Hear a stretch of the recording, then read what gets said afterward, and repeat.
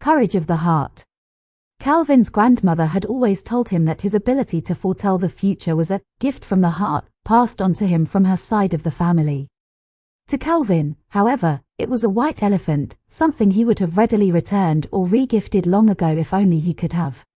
In his experience, being clairvoyant was a meddlesome burden with far too many costs and too few benefits. The worst drawback was how people reacted after learning of his supernatural powers. Folks either shunned him out of fear or harassed him for help with every little life decision. But it wasn't until one fateful Saturday morning that the reluctant seer saw his psychic skill as something worse, an insufferable curse, an affliction that would kill his spirit, if not his body. The prophetic vision that came to Calvin as he flipped open his cell phone that day was devastating, dashing long-held hopes and dreams for his own future. In panic, he bolted out the door in a race against time with only an hour to figure out how to change the future if he possibly could. Calvin's apartment was only a few minutes' walk from the small, red brick house his grandma Helen lived in. But that morning he covered the distance between them almost as fast as a world record sprinter. As he burst through her front door, Calvin was greeted by the sweet smell of vanilla and coconut. His grandmother had baked his favorite cookies. Obviously, she'd seen him coming even before he decided to seek her advice. This wasn't anything new. The far-sighted old woman was often a step ahead of her grandson. "Hello, Calvin dear. I'm so happy you're here."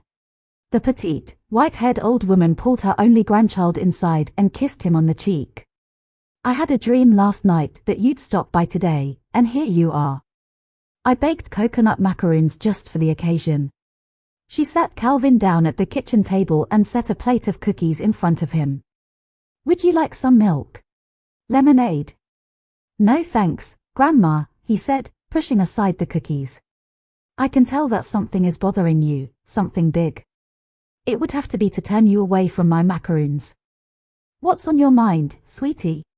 Calvin struggled through his heartache, trying to find the words to explain his predicament.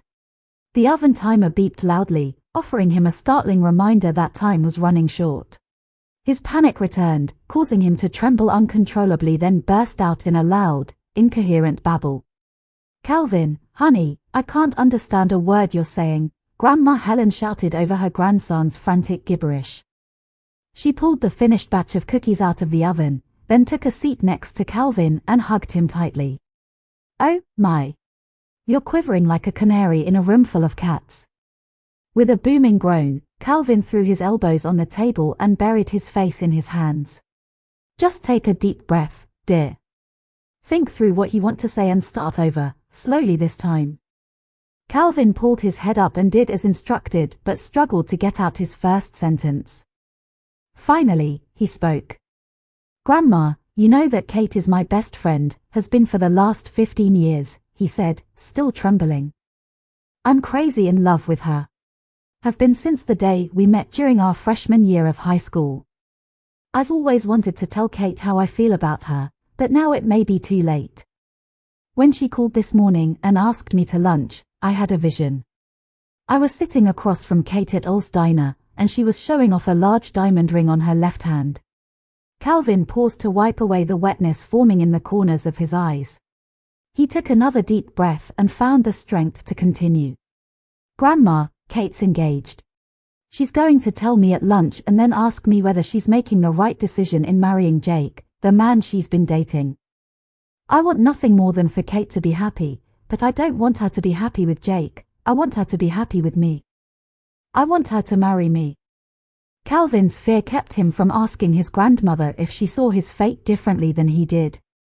Instead, he looked into her eyes, hoping to see the future he wanted reflecting at him, but all he saw was compassion and concern. "I'm afraid to look into her future.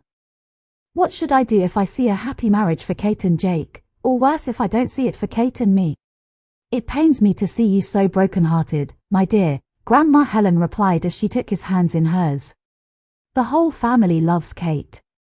She's always been so sweet and kind to everyone, especially me. I think of her as the granddaughter I never had. I always hoped you two would end up together, but neither your desperation nor an old woman's wish can change destiny. What will be will be.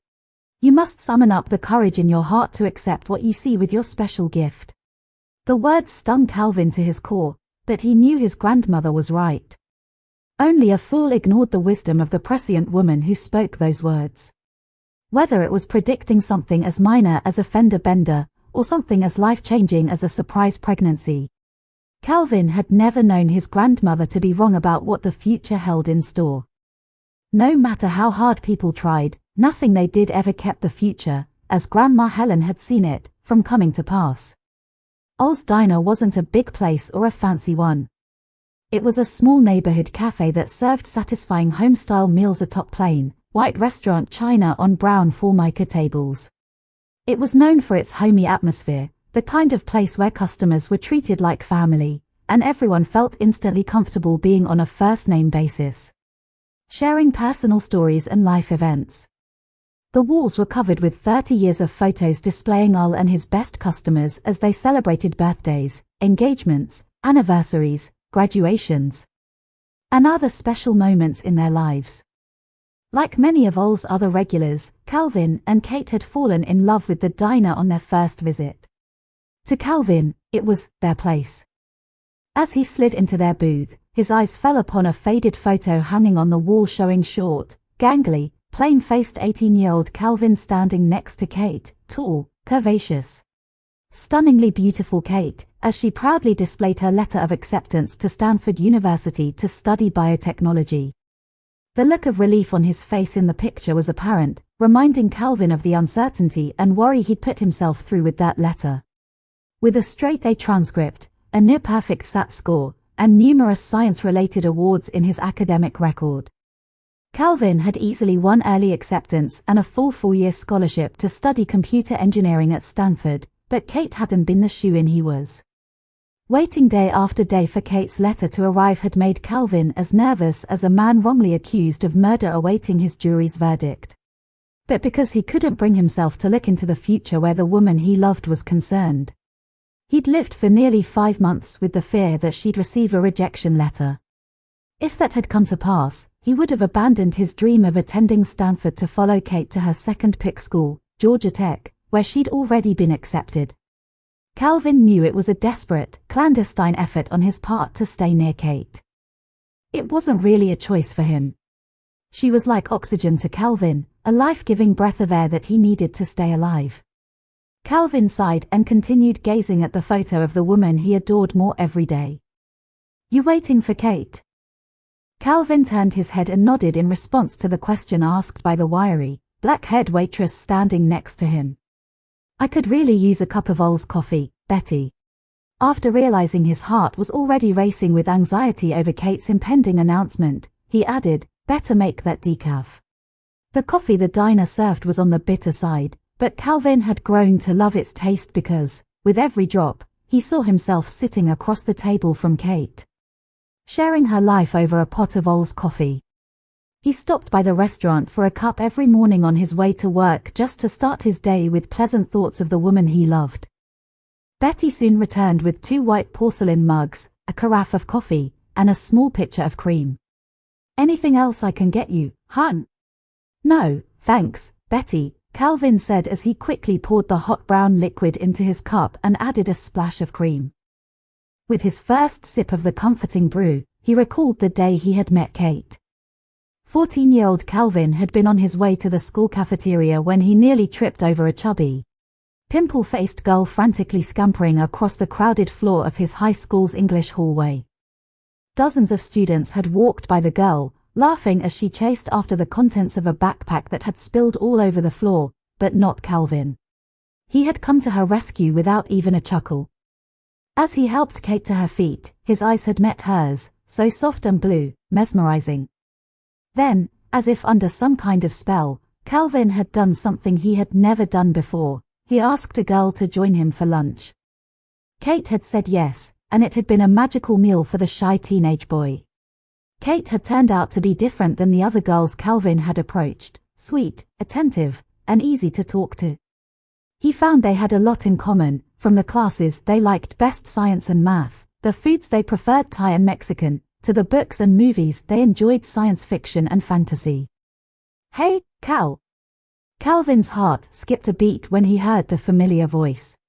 He turned around. The sight of Kate coming towards their booth took his breath away.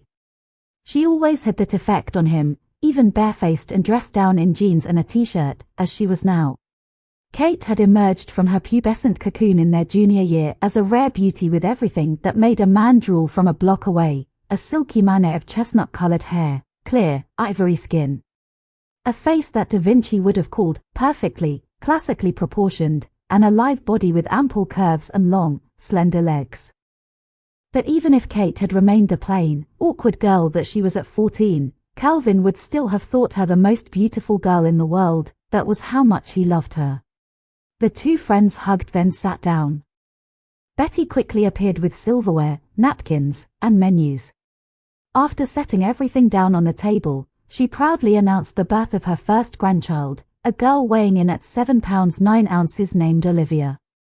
"I have big news, too, Cal," Kate said after Betty left with their orders. "Jake asked me to marry him last night." Calvin's eyes darted to Kate's left hand.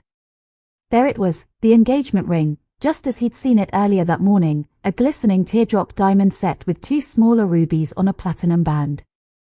As he grasped Kate's outstretched hand to examine the ring, another vision thrust itself upon him, Kate and Jake, old and grey, dancing with each other, smiling as a crowd of people, young and old, applauded. The image was more than Calvin could bear, and reflexively, as if he had just burnt his hand on hers, he pulled away, and the vision vanished. "You know I've never asked you to see my future, but I need to be sure that Jake is my Mr. Right. Please, Cal, please tell me if Jake and I will be truly happy together." The anxiety Calvin saw in her eyes couldn't be more than what he was experiencing himself. He had always feared the future where Kate was concerned, dreaded it for years, but it had been inevitable that she would ask this favor. He'd never mustered the courage to find out if Kate loved him as he did her, and it didn't take a sixth sense to foresee that eventually, some other man would capture the heart of the sweet, lovely angel sitting with him now. Now that the future was finally here and the request made, Calvin realized he had no choice in the matter. He had to be honest with Kate, not because of his grandmother's advice, but because he loved her too much to lie. So, after feigning a smile, Calvin looked deeply into the eyes of the only woman he ever loved and choked out the truth of the unbearable vision forced upon him moments earlier. "When I touched your hand a few seconds ago, I saw you and Jake at a big party celebrating your 50th wedding anniversary. Congratulations. You two will have a long, happy life together." Across the table, Kate took the news seemingly without joy. "Cal, I've always suspected that you loved me more than just a friend." Calvin was stunned. Not knowing what to say, he turned away, trying desperately to figure out what to do. Was it too late to tell her how he really felt? He had wanted to tell Kate during their junior year of high school, but by the time he had worked up enough courage, she was the object of desire by nearly every boy in school. Now that she was engaged to a handsome, successful lawyer who was destined to make her happy, what good would it do to tell her? How could he tell Kate, gorgeous Kate, the love of his life, that she was passionately loved by a scrawny, four-eyed nerd who hoped she loved him the same way? Beauty and the Geek, it was an impossible fairy tale. Even if she didn't laugh at him, it would certainly jeopardize any future he had with her. He wouldn't risk losing Kate, even if it meant never being more than a good friend to her. Suddenly, Kate lunged toward Calvin from across the table, embraced him hard, and kissed him even harder, a kiss that lingered on his lips even after she pulled away. The very public display of passion between two of Oll's best customers drew hoots and whistles from the diner's regular crowd and staff. "You go, girl. Attaboy, Cal. It's about time." Calvin felt himself blush and turned away from the crowd, catching a glance at Kate as he did. Her eyes betrayed her distress, but though he longed to face her, the awkward revelry of the gallery kept Calvin from returning her gaze. When a grand slam home run that played across the diner's TV screen finally diverted the crowd's attention, Calvin knew he couldn't hide behind his cowardice anymore. "Tell me what to do, Cal," Kate pleaded again. "Do I give this ring back or not?" Calvin thought it would be so simple to tell Kate that he loved her, but his gift had cursed him again. She would be happy with Jake. He had seen it. Kate wanted an answer, and he was ready to give it to her, but he had to be certain, for her sake and his sanity. Trembling, Calvin reached for Kate's left hand. He slowly closed his eyes, forcing a return to the image he had choked off in despair only minutes ago.